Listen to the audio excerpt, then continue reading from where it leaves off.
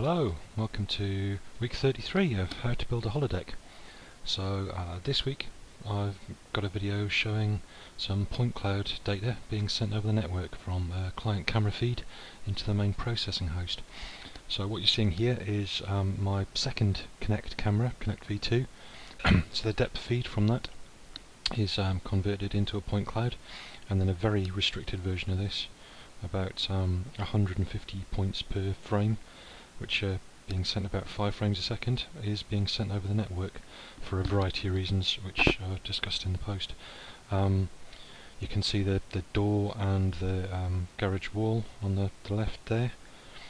There's a big hole in the middle, which is where the far clip plane for the camera is. Because the feed rate's so low, it's taking a very long time for the TSDF to stabilise, obviously. You can see the shadow cast by the chair there, so that gives you an idea of where the camera is in the room.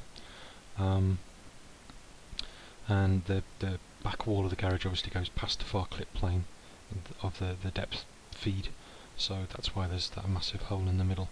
So it's been running for over a minute now. You can see there's still some fairly substantial holes in that data set, so that would suggest that you need to be running at like an order of magnitude or more faster in terms of the amount of data that we get through from the depth feed to make this run at a reasonable rate for some kind of real-time representation.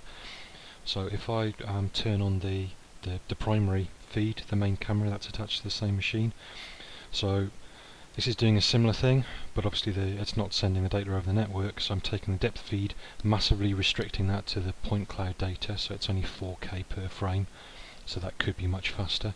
That's all feeding into the same TSDF voxels, and again you can see the shadow cast by this camera, so you can see that it's pointing from the left hand side across to the right back corner. You can see the chair being built up there, and there's a little toy train to the left of the chair. You can also see quite clearly how the data from the two cameras isn't quite aligned, so the image on the back wall there, that stuff should be the same plane. You can see the top of the wall should line up with the second bit there. The front of that garage wall should line up with the back of the garage wall, so all of that stuff's slightly out of alignment with my manual alignment, but it's nearly there. It's pretty good, so I've got a bit of work to do there.